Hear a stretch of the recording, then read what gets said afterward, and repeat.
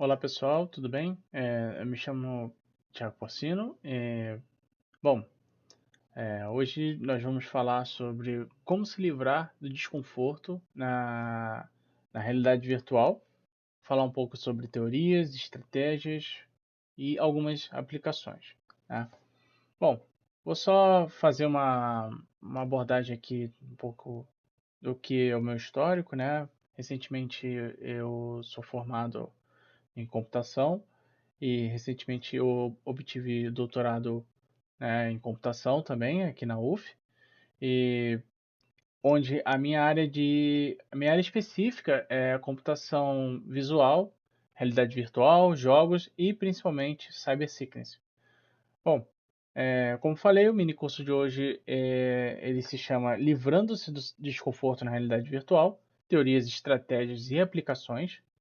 E hoje veremos alguns conceitos iniciais sobre realidade virtual e o problema da cybersickness em si. Também falarei sobre algumas estratégias e aplicações para contornar esse tipo de problema. Bom, hoje em dia, a realidade virtual ela é um termo bem popular em diversas comunidades, não só na computação, mas na medicina, na engenharia ou em qualquer outra comunidade. É um termo bem quente em todas as comunidades que utilizam algum tipo de tecnologia. Mas antes de a gente entrar assim no mundo da realidade virtual, vamos primeiro observar essa imagem, né? Essa imagem ela é conhecida como Continuum de Milgram ou Continuum Realidade-Virtualidade. Ela abrange todas as variações e composições possíveis entre objetos reais e virtuais, onde basicamente desde o do mundo totalmente real, né, o nosso mundo, né, sem elementos gráficos, né, nós podemos ver esse exemplo à esquerda, e à direita um mundo totalmente cinético, né, totalmente gerado por computação gráfica, né, ou seja, um mundo somente de elementos virtuais, né, a- na totalidade à direita, né, nós podemos ver um mundo somente de elementos virtuais, que é a realidade virtual. Mas ainda assim, a gente consegue ver nessa mesma foto exemplos como realidade aumentada, e e virtualidade aumentada. No caso da realidade aumentada, é quando inserimos objetos virtuais no mundo real, né? E a virtualidade aumentada é quando inserimos elementos do mundo real em um ambiente virtual. Então, resumidamente, todas as variações entre as extremidades do mundo real e do mundo virtual, né, da realidade virtual, é chamada de realidade mista ou mixed reality. Então, partindo desse princípio, essa apresentação ela vai focar apenas no campo da realidade virtual, o que está à extrema direita, tá? E na resolução opa, dos problemas é, reais, né, os problemas ocasionados, né, no campo da realidade virtual apenas, ok? Bom, conforme eu falei, né, a realidade virtual ela é um tema quente, né? Ela é um tema que tá bem quente não só na comunidade da computação, mas em diversas comunidades, como medicina, principalmente na área de entretenimento digital, que foi onde teve seu primeiro boom, né? Mas assim, ela é muito forte, né, na área de game, né? A gente consegue ver aí diversos jogos. Isso não é de agora, né? Então a gente tem exemplos, né, de consoles de videogames antigos, por exemplo, né, que já utilizavam a realidade virtual de certa forma, mas com a tecnologia da época, né, que não era tão avançada, né? A gente não tinha naquela época, né? Não sei se todos aqui são da mesma época do que eu, de 86, mas naquela época a gente não tinha tantos recursos, tecnológicos quanto hoje, né? Então, consoles como o Virtua Boy, né, que era um aparelho que basicamente funciona como os aparelhos de realidade virtual hoje, mas sem a tecnologia que tem empregada hoje, né, sem a quantidade de pixels que tem hoje no equipamento desse, né, basicamente era a mesma ideia, né, de você poder fazer, passar cada imagem para um olho, por exemplo, né, e aí o corpo humano tem a sensação que está imerso no ambiente. Bom, é, então, apesar de ter esse boom, né, ter essa grande demanda, né, na área de jogos, as atividades, né, como ambientes virtuais para treinamento e simulações de ambientes imersivos, elas têm se tornado cada vez mais populares, né, com desenvolvimento contínuo e o interesse também público, né, nas tecnologias de realidade virtual, né? E assim como a popularização, né, dos dispositivos de realidade virtual, que há 20 anos atrás custavam uma fortuna e hoje podemos ter dispositivos de realidade virtual custando centavos, como o Google Cardboard, por exemplo, né? Então, alguns exemplos nas fotos que a gente pode ver são a utilização da realidade virtual para treinamentos de cirurgia, treinamentos militares, treinamentos para construção automobilísticas ou até mesmo, né, para terapias, né, que podem aliviar algum tipo de dor ou estresse. Por exemplo, algum tipo de fobia, né? Então, por exemplo, imagina que tem uma pessoa que ela tem medo de aranha, né? Então, existem pesquisas que utilizam realidade virtual para poder ajudar essas pessoas a controlar esse tipo de fobia, né, em um ambiente totalmente seguro, né? Ou utilizam, por exemplo, a realidade virtual para crianças tomarem vacina ou fazer algum tipo de exame que, que crianças não gostam, como tomar algum tipo de injeção, e elas podem estar num ambiente mais calmo. Então, existem inúmeros contextos, inúmeros caminhos que não são somente dos jogos, do entretenimento digital, que pode ser seguido pela realidade virtual, né? Bom, então, já que a gente estava falando dos dispositivos de realidade virtual, né, que são os Head Mounted Displays, ou HMDs, HMDs, né, esses dispositivos que eu falei, eles estão se tornando cada vez mais populares, né, e mais acessíveis, né. Nessas fotos aqui a gente pode ver os dispositivos mais, assim, como posso dizer, high-end, né, os mais caros, mas continuam sendo acessíveis, né, como por exemplo o HTC Vive, o Oculus Rift e até mesmo o PlayStation VR. E isso é outro detalhe, né? Porque a gente consegue observar, né? Se uma indústria, né? Uma empresa como a Sony, uma grande empresa de game como a Sony está investindo em VR, ou outra empresa, recentemente o Facebook comprou o Oculus Rift, também está investindo em VR. Então, realmente esse mercado está bombando. E apesar das limitações que mais à frente eu vou falar, né? Esse mercado continua crescendo, né? Então, apenas para divulgar alguns dados estatísticos, né? No mercado de HMDs, de HMDs, né? De Head Mounted Displays, é, no ano de 2019, ele foi avaliado em aproximadamente 4,4 bilhões de dólares, né? Esse mercado de compra de HMDs, né? Então, espera-se passar dos 10 bilhões em 2022. Isso quem está falando é um site de estatística bem conhecido, chamado Statista, né? E esse crescimento ele pode ser também uma consequência do poder de imersão que esses Head Mounted Displays conseguem prover. E a cada dia mais existem mais técnicas, mais tecnologia, e esses dispositivos vão evoluindo e provendo uma imersão cada vez maior. Então, é, eles conseguem prover imersão não só no entretenimento, nos jogos, mas também em diversas áreas, inúmeras áreas, como áreas militares ou na áreas de saúde, como falei anteriormente.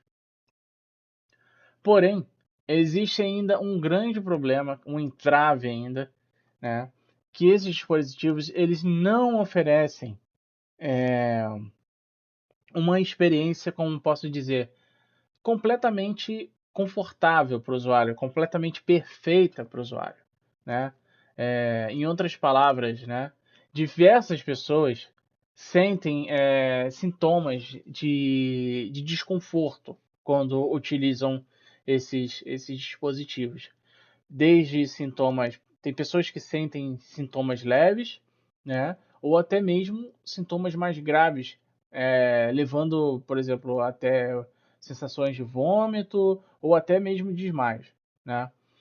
Então, esse problema ele não afeta somente ao usuário, mas se a gente for pensar, ele acaba afetando toda uma indústria que tem um potencial enorme para trabalho.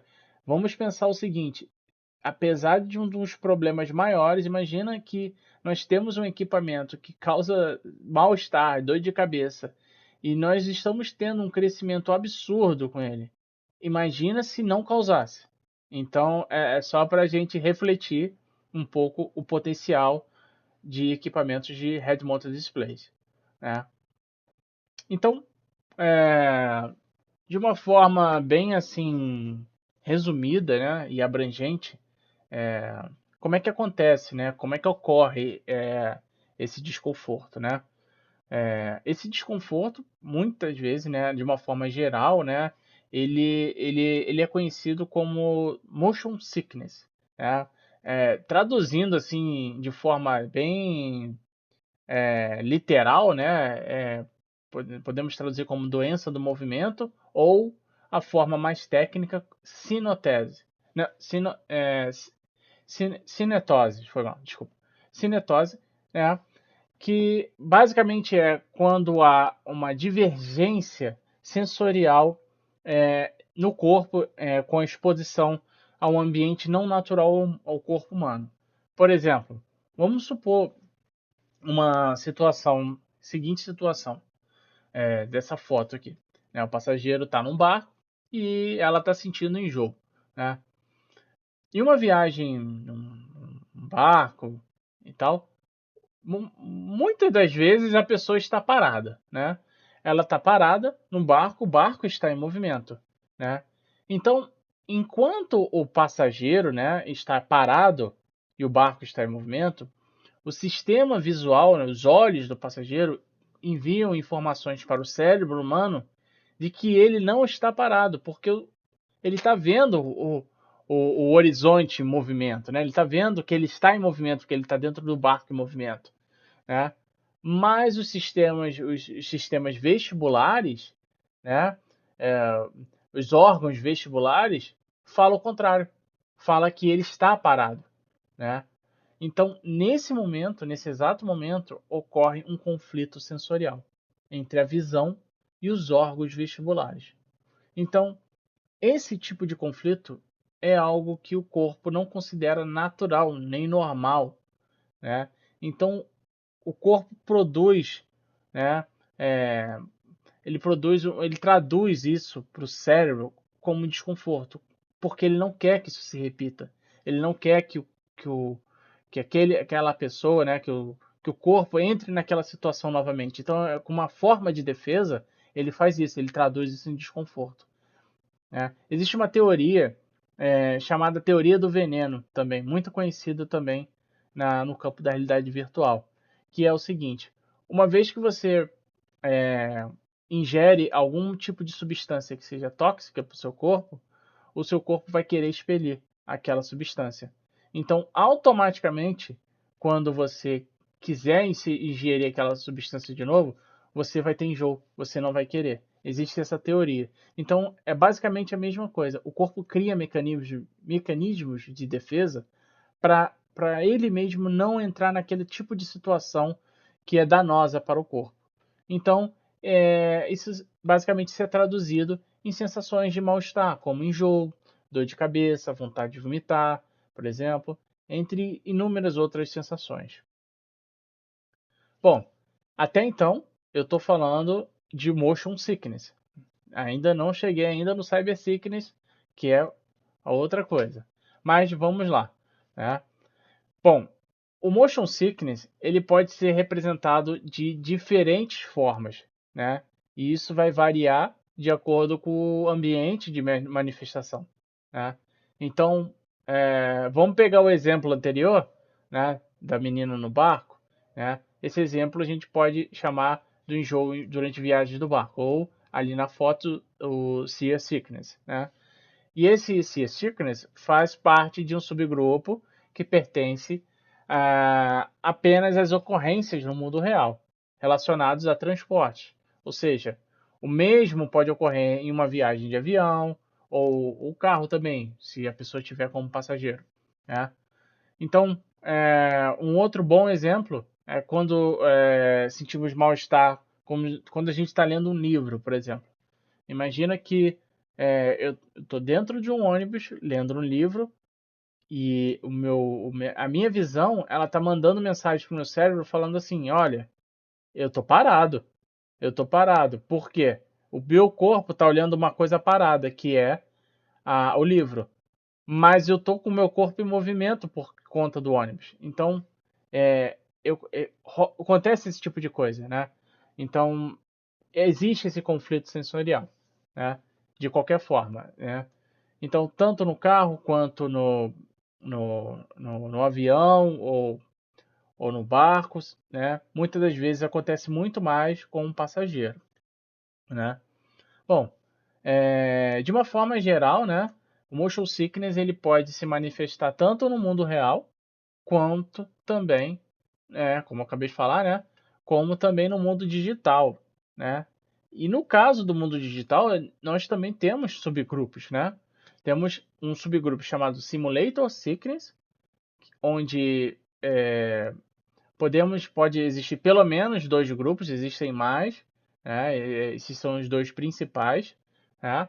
Então, esses dois grupos, o primeiro é o Visually Induced Motion Sickness, ou VIMS, VINS, e que pode ser traduzido como sinotese visualmente induzida, né? Esse subgrupo ele não está especialmente correlacionado aos ambientes de realidade virtual, porque ele pode ocorrer sem o uso de equipamentos, sem os head-mounted displays, né? Sem os capacetes de realidade virtual, né? Então, para isso, nós temos um outro subgrupo, né? Que é o tema dessa palestra, que é o Cyber Sickness, né? O Cyber Sickness ele é associado exclusivamente aos head-mounted displays e aos ambientes de realidade virtual, que é o que vamos falar agora. Então, existem inúmeras causas para ocorrer o Cyber Sickness. Vamos lá, alguns exemplos. A primeira aqui que eu vou falar é a locomoção e a rotação. Então, vamos supor esse exemplo aqui, né? Então, temos um exemplo aqui de um jogo de primeira pessoa. A maioria dos, das aplicações, dos jogos de realidade virtual são em primeira pessoa. Dificilmente nós vamos ver um conteúdo de realidade virtual que não seja de primeira pessoa. Existem, mas são poucos, né? Então, essa é uma movimentação padrão dessa figura em jogos de FPS, né, jogos de tiro, e essa não é uma movimentação natural para a realidade virtual, porque ela causa conflitos sensoriais, né? Então, enquanto o usuário está vendo esse movimento dessa forma, ele está parado jogando. E se ele tiver ainda com o controle joystick na mão, pior ainda, né? Fica menos natural ainda, né?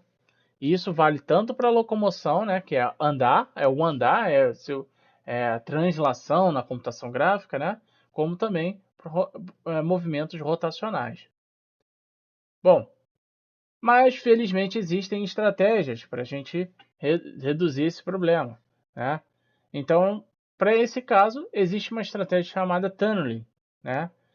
O tunneling ele reduz o campo de visão, durante o movimento, pode ser uma rotação, ou locomoção, ou rotação, né? E especificamente ele faz o seguinte, né? Quando nós temos um campo de visão, né? Vocês podem ver que tem no início da imagem, né? Ela está com um campo de visão largo, né? Nós temos um campo de visão largo, né?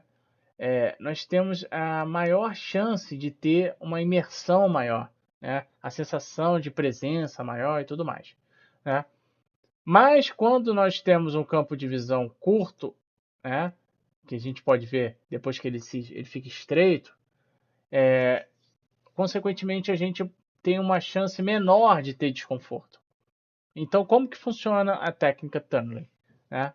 O tunneling aplica a redução do campo de visão apenas durante o movimento, exato momento da locomoção ou da rotação, né? Então, a gente pode ver, né, também aqui, né, que muitas das vezes as causas, né, elas vão estar muitas das vezes interligadas. Então, uma estratégia pode muitas das vezes resolver várias causas de cybersickness, né? Então, por exemplo, no tunneling, a gente consegue resolver não só o problema da locomoção, como da rotação, mas também o problema do campo de visão, né? Então, nós resolvemos aí 3 problemas com uma estratégia só. Bom, então, só reforçando sobre o campo de visão, eu comentei anteriormente, mas é bom reforçar, né? Esse exemplo aqui ele mostra bem, né? Então, reparem que nessa figura, né, que está alterando, esse GIF, né? Esse número aí, 255, esse é o campo de visão. Reparem que quando ele altera, ele está mudando, o campo de visão está aumentando. Olha, a gente consegue ver mais. Você vai vendo mais cenário, né, para os lados. Então, para a realidade virtual, quanto maior esse número, né, quanto maior o campo de visão, maior vai ser sua imersão no VR. Mas maior vai ser a chance de você ter dor de cabeça, enjoo, etc e tal, né? De você ter sintomas de cyber sickness, né? Por outro lado, quanto menor o campo de visão, né, mais confortável a experiência. Só que aí você tem que saber nivelar isso, né? Por exemplo, se você tiver um campo de visão muito pequeno, você não tem imersão. E aí, qual é a razão de usar um equipamento de realidade virtual se você não tem imersão? Não é verdade?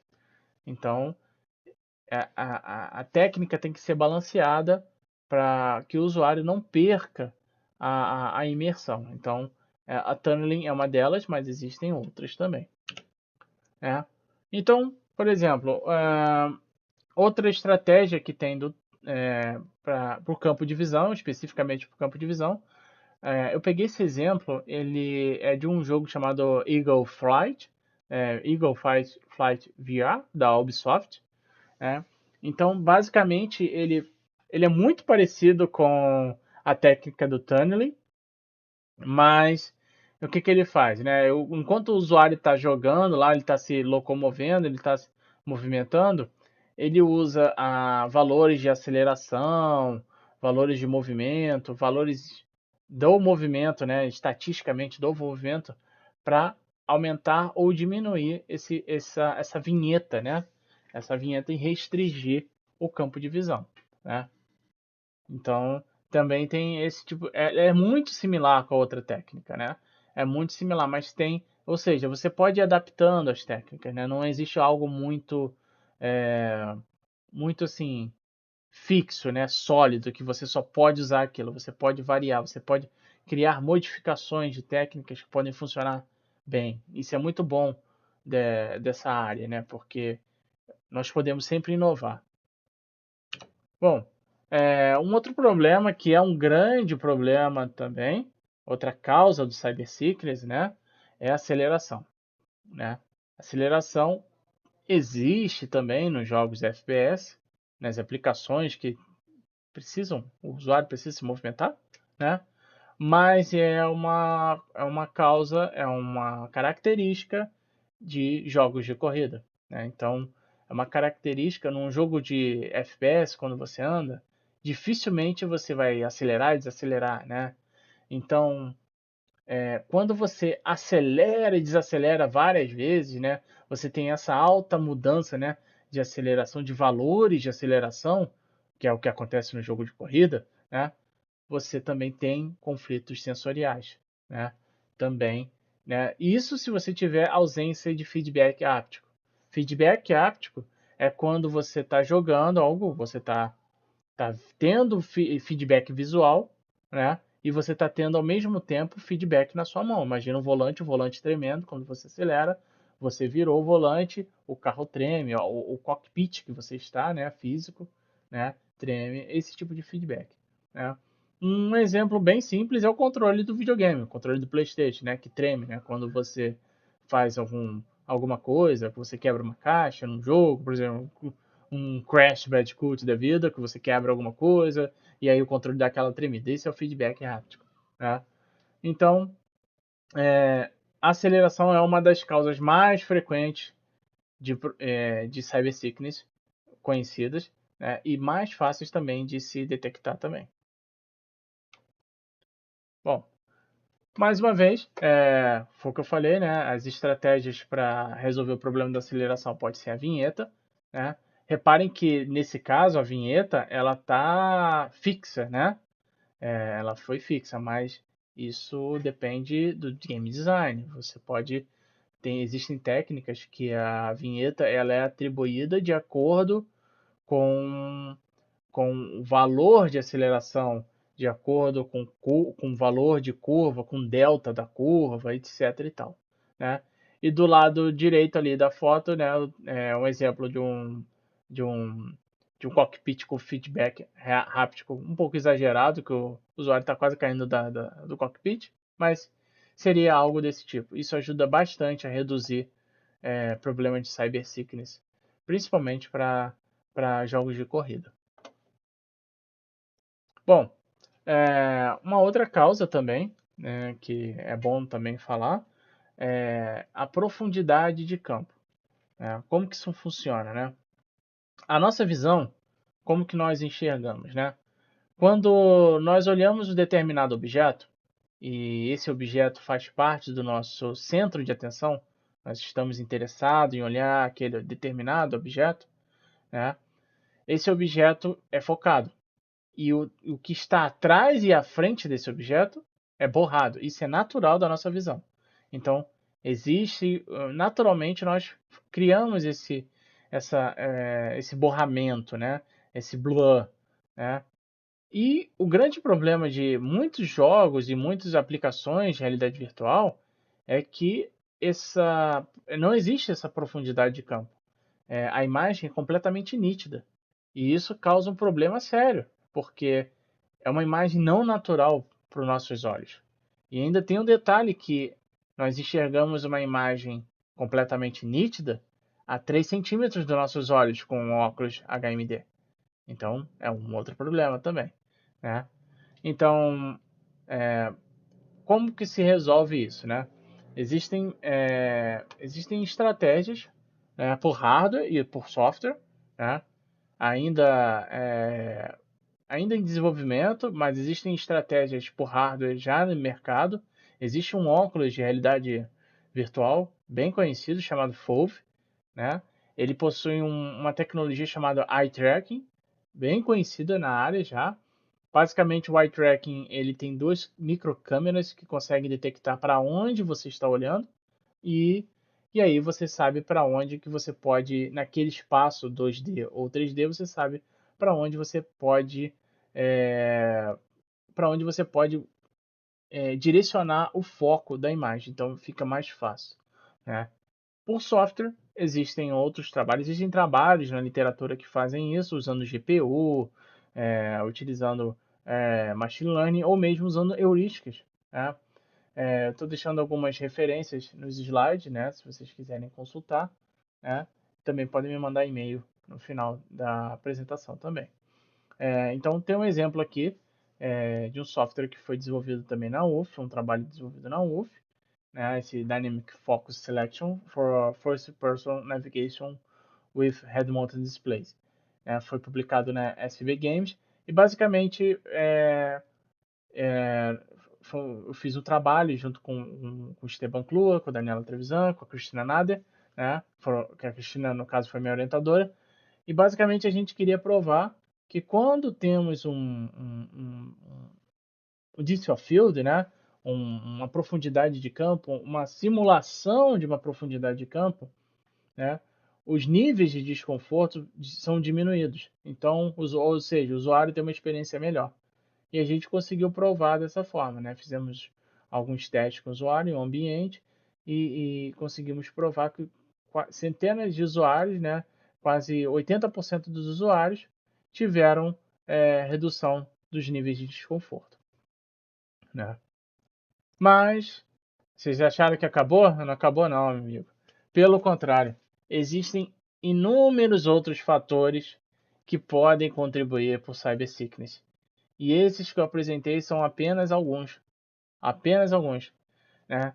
Se a gente delimitar apenas para as causas tratáveis por software, né, a gente consegue encontrar na literatura pelo menos 10 delas, né? Algumas eu já mostrei para vocês, né?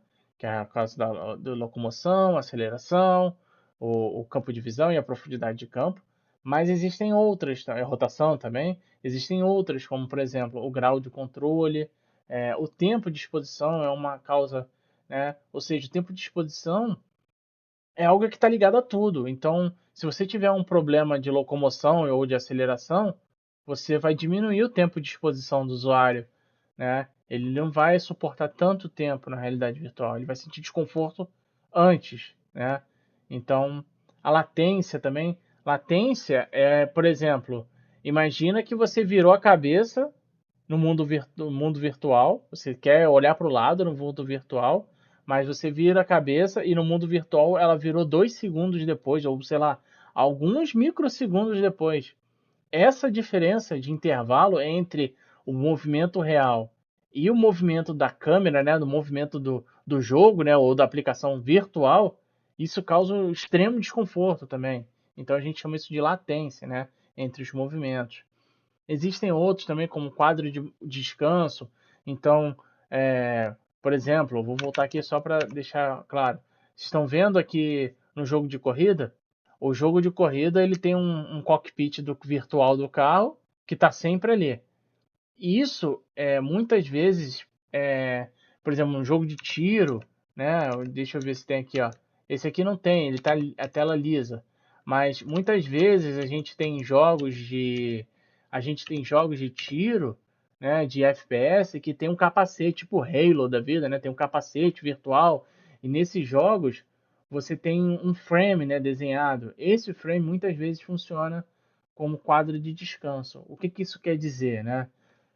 É um lugar onde os seus olhos conseguem olhar e ter um ponto fixo, né?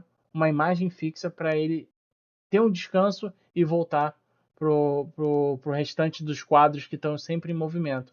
Isso aí ajuda, né? Então a falta desse quadro fixo gera um problema, né? Então um outro exemplo, né? Eu não tenho foto aqui no slide, mas existem outros meios de realidade virtual sem HMDs, que são os domos, por exemplo, que é uma tela côncava, né? E você fica perto dessa tela, né? E você se sente realmente imerso também, né? Mas você consegue ver as bordas dessa tela. Então existem pesquisas também que falam que as bordas dessa tela, né, como se fosse um monitor, né? Essas bordas elas servem como quadro de descanso e muitas vezes isso ajuda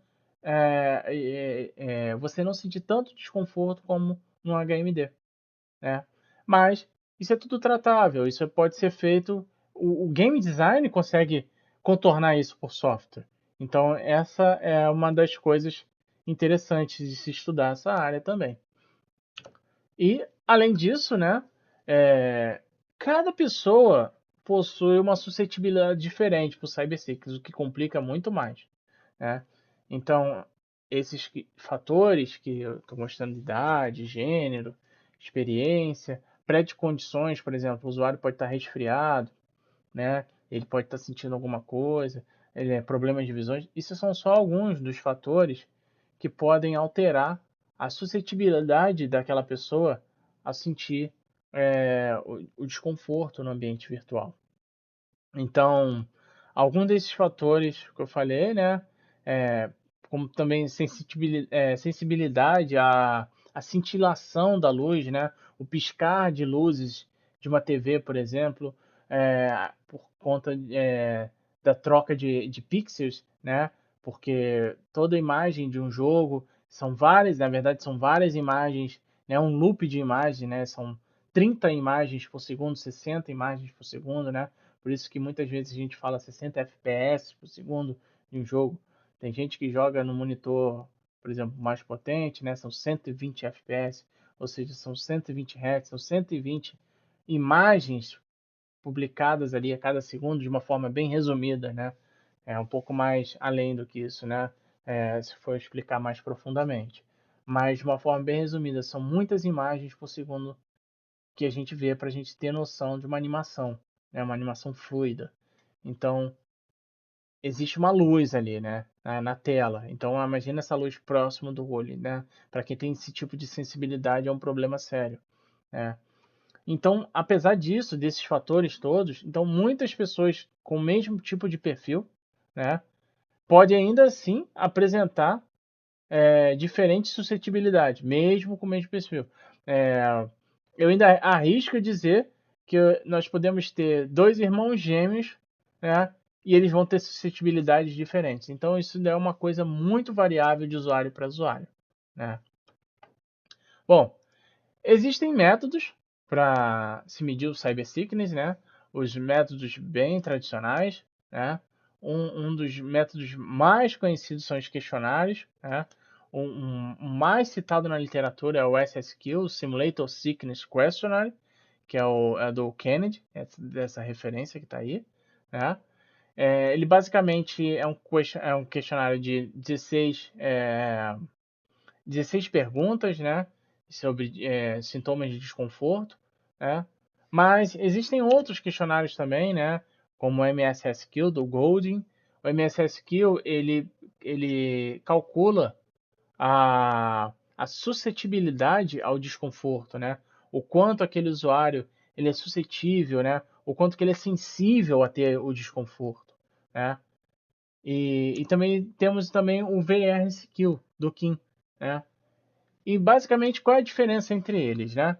O SSQ, né, o primeiro aqui, né, apesar de ele ser muito utilizado para VR, né, ele é um dos mais citados para VR, né, ele é Simulator Sickness Questionnaire.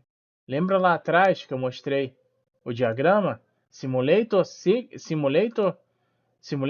ele tem VIMS e Cyber Sickness. Então, o que eu quero dizer com isso? Simulator Sickness não é especial para Cyber Sickness. Então, ele vai funcionar? Eventualmente ele vai funcionar. Mas a literatura fala, ele não é especialmente projetado para o Cyber Sickness.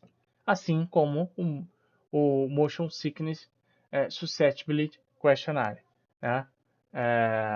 Ele também não é projetado para o Cyber Sickness, mas ele é muito útil e muito utilizado pela literatura, né? E esses dois, eles são mais antigos, né? Olha só, esse aqui de 93 e esse de 98. O do Kennedy já é de 2018, então ele já é uma versão revisada, né? Então, ele já está sendo bem citado, ele já está sendo bem aderido, assim, aceito pela comunidade, sendo bem utilizado. E a grande diferença dele é que eles reduziram, né, de 16 sintomas para 9, né? Então, já facilita, né, a vida, né? Eles já fizeram toda essa pesquisa para ver quais são os sintomas mais relevantes para o cyber sickness e eliminando aqueles que tinham mais a ver com motion sickness, por exemplo, com transportation sickness, entre outras coisas, que acabava gerando confusão, né? Por quê? O motion sickness, apesar de abranger tudo, né, abranger todas as áreas, nós não podemos comparar, apesar dos sintomas serem parecidos, nós não podemos comparar o cyber sickness com transportation sickness, por exemplo, né? Vamos pegar o exemplo do barco novamente, né? Então eu tenho uma pessoa que está num barco e está tendo conflito sensorial porque ela está parada no barco, né? Mas ela está olhando para o horizonte, né? Ela está olhando para o horizonte, ela não está olhando para uma tela a 3 centímetros dos olhos. Então, não tem uma luz cintilante no olho dela, não tem um capacete pesado, né? Que muitas vezes isso também atrapalha. Então, apesar dos sintomas serem parecidos, o ambiente é diferente, né? E o que gera tais sintomas também existe uma diferença. Então, a gente não pode tratar como a mesma doença, né? Entre aspas, né? A gente não pode tratar com o mesmo tipo de desconforto. Por isso que existem questionários diferentes. Bom, outros métodos também muito utilizados, né? Esses são métodos recentes, são através de dados objetivos, né? Dados objetivos são sinais biológicos, por exemplo, né? Sinais de eletrocefalograma, por exemplo, resposta galvânica da pele, né? Que verifica a sudorese. Então, muitas das vezes, esses sinais biológicos são utilizados para combinar com os questionários, né? Então, é, é possível fazer essa combinação para a gente poder ter, né, uma resposta mais exata do que o usuário está sentindo, né? E também, né, existem questionários, né? Existe um questionário desenvolvido também em pesquisa aqui na UF, né? Que é o SSQ, é o Cyber Sickness Profile Questionnaire. Porque, como eu falei, né, nós temos diferentes profiles de usuário com diferentes suscetibilidades, né? Então, esse questionário também ele considera gênero, idade, condições de saúde, experiência do usuário, né? E a fadiga visual, se o usuário está com a vista cansada naquele momento e tudo mais, para também considerar se o usuário se ele tem algum desconforto, né? Por exemplo, pessoas mais idosas, elas tendem a sentir mais desconforto do que pessoas mais novas, por exemplo, né? Por conta de inúmeros fatores, né?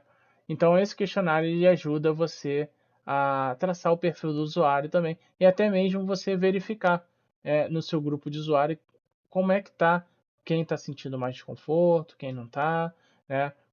De acordo com o jogo que você desenvolveu, a aplicação que você desenvolveu, para qual público que ela é mais ideal, por qual público que ela se adequa mais. Às vezes você faz um jogo, uma aplicação, por exemplo, que ela é mais específica para um público do que para outro, né? Vou dar um exemplo de uma pesquisa da minha tese mesmo, né? Eu estava com um equipamento, fiz com um Oculus Rift, né? E fiz um jogo de corrida. E apesar da literatura falar que as mulheres sentem mais desconforto que os homens, nos meus testes, as mulheres sentiram menos desconforto. E era um jogo de corrida. Aí eu te falo por quê.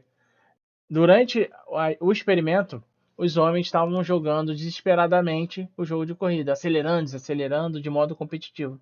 E as mulheres estavam jogando de forma mais moderada, não competitiva, mais moderada, numa velocidade constante. Então, o comportamento ele ficou muito mais ele ficou muito mais característico para gerar o desconforto, comportamento do usuário, do que o gênero. Então, muita coisa pode influenciar o desconforto, né? Então, se a gente tivesse os dois gêneros jogando da mesma forma, aí sim poderíamos comparar com exatidão. Mas tivemos dois gêneros, sendo que um gênero jogou de uma forma e outro gênero jogou de outra, né? Então, existem muitos estudos que precisam ser feitos ainda nessa área, né, nessa sub-área também, né, para poder ter uma ideia mais exata do caso. Bom, e continuando, né, até hoje, né, resumidamente, não existe um método comprovado que elimine todos os sintomas do cybersickness, né? Ainda não tem ainda um método que faça esse milagre, né? Vamos dizer assim, né? Mas, por outro lado, existem diversos trabalhos, né, que visam detectar precocemente o cybersickness e também diminuir esse desconforto, né? De alguma forma, né? Por exemplo, no trabalho do Kim, né, esse primeiro da esquerda, do topo da esquerda, ele utilizou sinais de eletroencefalograma para poder nivelar os dados do usuário, né, com redes neurais. Então ele conseguiu, através desses dados, treinar uma rede neural para poder prever quando que o usuário iria sentir desconforto, né? E entre outros trabalhos também que utilizaram. Então, muitos desses trabalhos, né, é, eles utilizam redes neurais profundas, né, técnicas de inteligência artificial, né? Bom, mas afinal, como é que eu me livro da cybersickness, né? A maioria desses trabalhos, eles tentam prever a cybersickness e alguns deles aplicam técnicas aleatórias, né? Alguma daquelas técnicas que eu falei para vocês, né? Então, ou a vinheta, ou o Deep of Field, ou qualquer outra coisa, né? Ou aceleração controlada, ou alguma outra técnica, né? E isso até funciona. Funciona muitas vezes. Ele vai diminuir o desconforto eventualmente, né? Mas ainda continua sendo ainda uma solução parcial. Ela não vai diminuir todos os sintomas de desconforto, né? E outro detalhe é que muitos trabalhos, muitos mesmo na literatura, utilizam Deep Learning, né?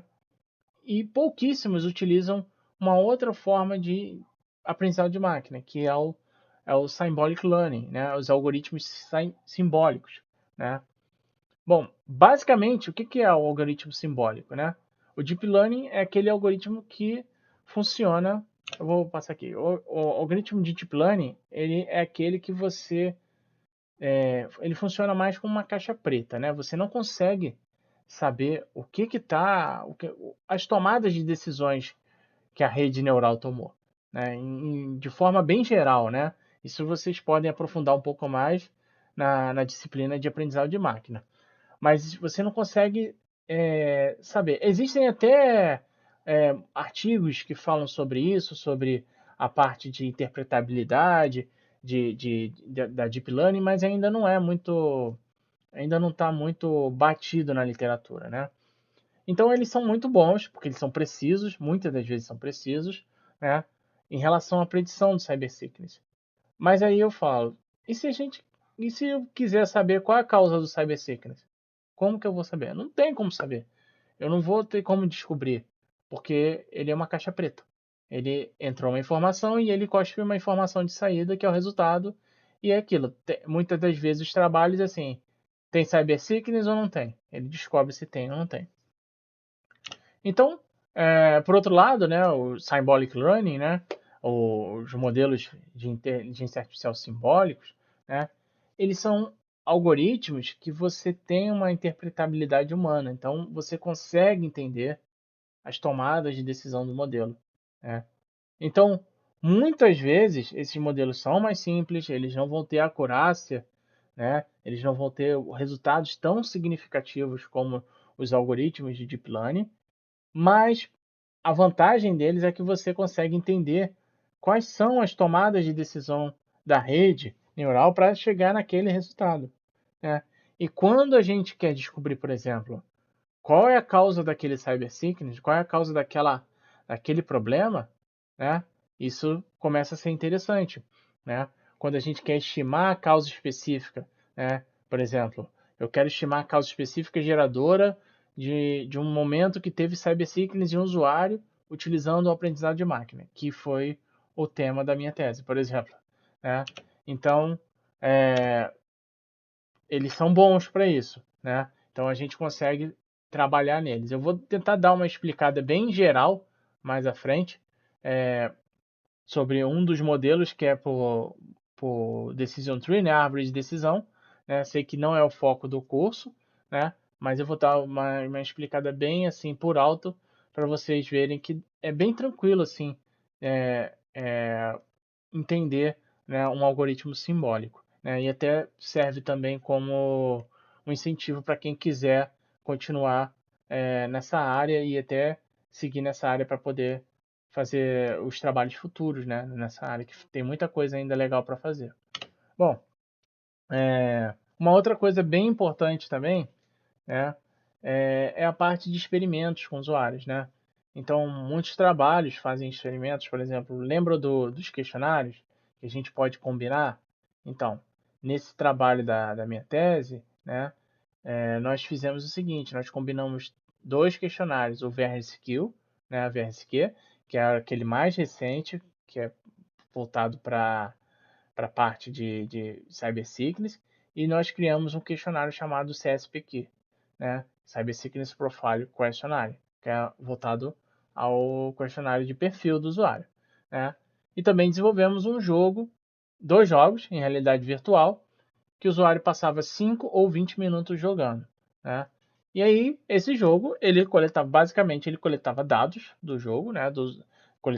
No início, coletava dados dos questionários e também dados durante o gameplay do usuário, né?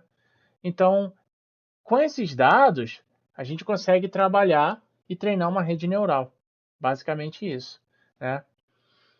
Bom, então, depois que você treina, né, você coleta os dados dos usuários, faz os experimentos com vários usuários e coletou um monte de dados lá, fez seu banco de dados todos, né? Existem inúmeros experimentos para se fazer, né? Mas basicamente a gente escolheu algumas features, né? Alguns, algumas variáveis, né? Nós tínhamos mais de 20 variáveis, escolhemos algumas delas para poder treinar a nossa rede, né? E poder também analisá-las, né? Não adianta nada você treinar 30 variáveis e como é que você vai analisar isso no modelo simbólico? É humanamente impossível. Aí você também não vai conseguir analisar também, né? Então, a gente reduziu para as variáveis mais importantes. Então, vocês podem ver isso mais profundamente, quem se interessar, quem quiser saber mais, pode ver nos artigos que estavam mencionados nos slides anteriores, né? Como que foi feito isso para poder escolher. Então, tudo isso tem técnicas para isso também, né? Mas, basicamente, nós escolhemos parâmetros mais importantes, mais relevantes, né? E utilizamos dois modelos, né, para estimar a nossa causa do Cyber Sickness, né? Modelo de árvore de decisão e o modelo Random Forest, que é nada menos, né, que uma coleção de árvores de decisão, né? Bom, vamos ver pelo modo mais básico, né? Vamos supor uma árvore de decisão, pensando numa árvore de decisão, né?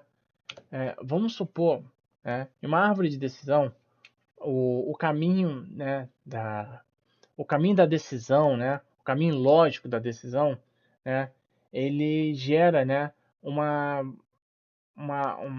particularidade, assim, ele gera como se fosse uma digital, né, ele gera um carimbo do, da decisão. Então ele é único, ele só tem aquele caminho, é único e você consegue navegar para aquele caminho, né? Então, em uma árvore de decisão, né, os atributos que estão mais próximo da raiz, né, ou seja, que eles estão no topo, né, por exemplo, aqui G lá, que está no root, né, eles são mais importantes. E ao mesmo tempo, né, os atributos que aparecem muitas vezes, né, observem que o A ele aparece 3 vezes, né? Ele está aparecendo várias vezes, 4 vezes, na verdade. Então, um atributo que aparece também muitas vezes também é outra peça importante de informação. Nossa, ele está aparecendo tantas vezes, né? Então, nesse trabalho nós combinamos esses dois aspectos, frequência e altura, né? Então, conforme nessa imagem que a gente está mostrando, né? Então, basicamente, nós fizemos um cálculo para poder calcular frequência e altura, né? Para poder estimar. Então, vamos supor aqui que esse caminho verde é a tomada de decisão. Então, nesse caminho verde, né, é, foi feito um cálculo, né, nesse caminho verde aqui, que era a tomada de decisão. Imagina que houve cybersickness e a cybersickness foi causada por esse caminho aqui, né, na tomada de decisão. Então, o que que eu faço? Eu analiso cada um desses nós, né, o G, o R, o S, né, que representa cada um dos parâmetros, né, aqui eu coloquei 4, né, gênero, rotação, aceleração e velocidade. Ele analisa cada um desses parâmetros, né, conforme eu falei, né, de altura, da altura, né, que é o peso da altura, e também a frequência com que esse atributo aparece aqui na árvore, né? Então eu avalio, faço essa avaliação, né, e insiro nessa fórmula que nós desenvolvemos, né, para ter um valor de importância. Então, por exemplo, seguindo essa fórmula aqui, né, o G, que era o gênero, foi o atributo mais importante, ou seja, foi a causa mais importante, né, do, da causa do cybersickness. Então a gente faz um ranking, basicamente nós fizemos isso, né? E esse modelo ele funciona tão bem com Random Forest porque a Random Forest ela é baseada em Decision Tree. Então, quando a gente faz isso aqui para uma Decision Tree pequenininha, ela vai funcionar para uma Random Forest da mesma forma. Eu falei de uma forma bem geral mesmo, porque é um pouco mais complicado do que isso, né? Mas sim, quem quiser pode dar uma olhada na tese, está lá no site da UF também, né? Vocês podem olhar à vontade. Bom, e aí o resultado foi uma coisa mais ou menos desse tipo, né? Nós geramos um ranking, né? Só para mostrar mesmo, né? Um ranking de causas, né? Então nós temos aqui os usuários de cada jogo, né? E o ranking com oito possíveis causas, né? E aí vocês podem ver que o time stamp aí, em azulzinho, né? Foi quase a causa dominante para todo mundo, né? Seguido por rotação. Então, aquilo que eu falei anteriormente, né? O timestamp, ela tá ligada a todas as outras causas, né? Que eu falei anteriormente, né? Então, aí nós também fizemos outros testes também, né? Numa linha de tempo, né? Com os usuários de 20 minutos. Então, com isso a gente consegue também ver as causas durante janelas, durante de tempo, né? Então, a gente sabe qual é o ranking das causas de 0 a 5 minutos, né? De 5 a 10 minutos, né? Então eu sei, através disso, eu posso aplicar uma estratégia, por exemplo, para tempo, aqui no início, né? No início eu posso aplicar para o tempo, mas no final eu posso, sei lá, aplicar é, uma causa para o gênero, né? Que não tem, né? No caso, né? Mas eu posso dar uma sugestão e falar, olha, esse jogo, se você for do gênero tal, é, você é recomendado que você dê um descanso, ou sugira uma estratégia de descanso e tal, ou eu posso falar da rotação, por exemplo. Enfim, eu posso atribuir estratégias ao longo do tempo, né? Com isso, eu posso ter vantagens, né, de otimização e também de otimização de aplicar a estratégia certa no tempo certo e também, né, de poder falar, olha, eu estou aplicando a estratégia certa no momento certo, né? Com uma comparação bem esdrúxula, né? É aquela história, né? Não vou dar penicilina para todas as doenças do mundo, né? É que acontecia antigamente, né? Eu não vou dar o remédio para gripe para Covid, né? Então, eu vou falar gripe, é só uma gripe, não é só uma gripe, é Covid. Então você tem que tomar remédio para Covid, né? Enfim, então é aplicar a solução certa para a causa certa, né? Então, basicamente aqui a gente consegue ver aqui alguns exemplos, né? Isso aqui é só para mostrar, né? Eu sugeri algumas estratégias de acordo com o momento, né? Então aqui no primeiro momento eu sugiro slow motion para determinado momento, de acordo com os resultados, né?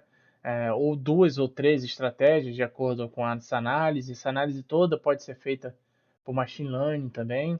Isso é bem interessante, né? E a gente pode fazer isso, o ajuste da aceleração. Reparem que aqui, né, em amarelinho aqui, né, a aceleração nesse momento, a aceleração ela deu um pico de aceleração, né? Então Então ela ficou evidente, ela tá normal quase a experiência toda, mas nesse momento ela teve um pico. Então é interessante aplicar um- uma sugestão de técnica de aceleração nesse momento, entendeu? Então é interessante também analisar dessa forma. Então, basicamente, nesse trabalho, as causas elas foram ranqueadas de forma diferente de acordo com os usuários e com o gameplay, né? Foi o que eu falei, dependendo de como o usuário joga ou do perfil do usuário, ou se o usuário tem qualquer tipo de problema ou qualquer tipo de problema de visão ou coisa do tipo, ele vai ter rankings diferentes, né? Então existem diferentes combinações, né, para gerar o desconforto entre esses usuários, né? Então, eventualmente, uma simples variável, ela vai influenciar mais o desconforto do que outras. Então, dependendo da pessoa, às vezes o gênero pode influenciar mais, às vezes a experiência com o VR vai influenciar mais, às vezes para aquela pessoa a rotação influencia mais, mas para outras não, entendeu? Para outra a rotação não vai influenciar mais. Então, existem aí inúmeras variáveis possíveis, né, que precisam ser melhor analisadas também em trabalhos futuros também. Então, de qualquer forma, né, esse trabalho também, ele também abre portas, né, para outras formas de análise, né? Por exemplo, vocês podem, quem quiser continuar esse trabalho, quem quiser cair, se aprofundar mais nesse tema de cybersickness, eu disponibilizei uma base de dados pública com teste. Tem mais de 86 usuários que testaram esses jogos. É. Ainda existem aí um caminho, conforme eu falei, das redes neurais profundas e explicáveis, né? Explainable AI, né? Quem quiser procurar no Google Scholar da vida artigos sobre isso, mas ainda não está bem fundamentado na literatura, o que é uma coisa boa, por sinal, pode ser bom, porque pode ser aí um tema muito forte de pesquisa, né? Como, por exemplo, quando eu comecei a trabalhar com cybersecurity, não era bem explorado. Então, isso me rendeu bastante publicações, né? Então, eu vejo como uma coisa boa, né? Para quem é da área de machine learning, por exemplo, né? Hoje não existe uma base de dados unificada, né? Nenhuma metodologia consolidada para os testes. Então, cada artigo que tem aí pela literatura aí faz os testes de uma forma diferente. Isso pode ser um problema também. Então, também é outra linha de pesquisa boa também para se seguir, né? E, e a outra ideia também é que ainda possa existir ainda caminhos que possam combinar, né, algoritmos simbólicos com modelos de redes neurais, né? E entre inúmeros outros caminhos aí que podem ser seguidos também nessa área para quem se interessar. Bom, é, vamos lá, né? Eu queria dizer também aqui de alguns hardwares, né? Então não precisa. Você pode trabalhar com hardware um pouco mais é, robusto, um pouco mais caro também, se quiser, né? Mas hoje em dia trabalhar com VR não é necessariamente uma coisa cara, né? Você pode usar um cardboard, por exemplo, né? A UF também, o Visual Lab da UF, ele possui, eu acho que dois HTC Vive, se eu não me engano, né? Possui Oculus Rift também, Oculus Quest também, então não vai faltar material para trabalhar, né?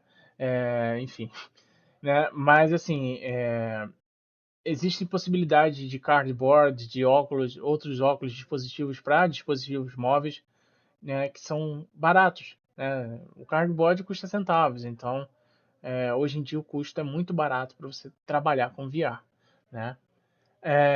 Outra coisa também são as ferramentas para você construir os ambientes em VR, né? Assim também, né? Eu usei na minha tese a Unity, mas a Unreal Engine também é muito boa. Para quem gosta de C Sharp, a Unity é melhor. E para quem gosta de C++, a Unreal é muito boa também, né?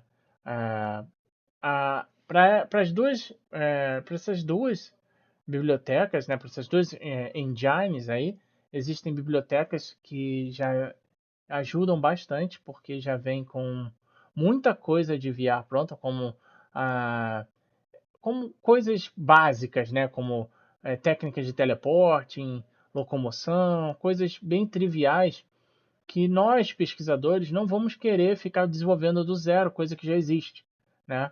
Nós queremos criar tecnologia e coisas novas, né? Resolver problemas que não têm solução. Então, essa VRTK, ela ajuda muito na Unity. É. A outra biblioteca, eu fiz uma pesquisa, eu nunca utilizei porque eu não sou um usuário, um programador avançado de Unreal, então confesso que eu nunca utilizei, mas eu dei uma olhada nos fóruns e estava sendo muito bem recomendada essa VR Expansion Plugin, né? Mas para quem gosta de Unity, né? Recomendo fortemente que sigam, quem quiser seguir, siga pela Unity. A VR3K, ela é muito boa mesmo, ela salva vidas e vai te salvar muito tempo de programação, né? Bom, ferramentas sobre machine learning, né? Tem algumas bem interessantes é, para quem quer começar a estudar machine learning sem ter que meter a mão no código de início. Eu recomendo o Weka, né? É uma ferramenta ótima. Você consegue ter uma boa noção, né? Eu comecei pelo Weka quando eu comecei a estudar machine learning e depois eu migrei para o scikit-learn com Anaconda, que aí eu comecei a investigar os caminhos de decisão das árvores de decisões e tudo mais, né? O Weka é em Java, pode se programar também, mas ele tem uma interface não programável, que você não precisa programar, e você pode fazer coisas nele, análises, sem programar. Já o scikit-learn é em Python, ele é bem fácil, ele possui uma documentação bem robusta na internet, bem fácil e tranquila de aprender, né? E eu estou deixando o link aí também para vocês aí, quem quiser se aprofundar e estudar isso daí, né? É uma coisa bem legal também de se aprender, né? E por fim, bom, vou deixar aqui as duas bibliografias, né? Uma sobre cyber sickness, né, e realidade virtual, né? E a outra sobre inteligência artificial. Essas duas aí eu posso falar que salvam vidas, de verdade, porque essas aí foram livros de cabeceira de cama para mim, entendeu? Eu comprei os dois livros, fiz questão de comprar os dois livros, né? E realmente são muito bons. O segundo livro, né, o Get Rid of Cyber Sickness, ele não tem em português, né? Mas a leitura dele é bem tranquila. Ele é um livro curto, mas ele é bem esclarecedor. E o Inteligência Artificial, uma abordagem de aprendizado de máquina, né? Ele é em português e ele explica desde modelos. Ele é mais voltado a modelos mais simples de aprendizado de máquina, mas ele também aborda um pouco de deep learning. Então eu recomendo esses dois aí para quem quiser se aprofundar. Bom, pessoal, é isso. Eu agradeço a oportunidade de fazer esse mini curso para vocês. Agradeço aí à Universidade Federal Fluminense pela oportunidade, principalmente, ao professor Viterbo. E é isso, eu espero que vocês tenham gostado e até a próxima. Um abraço.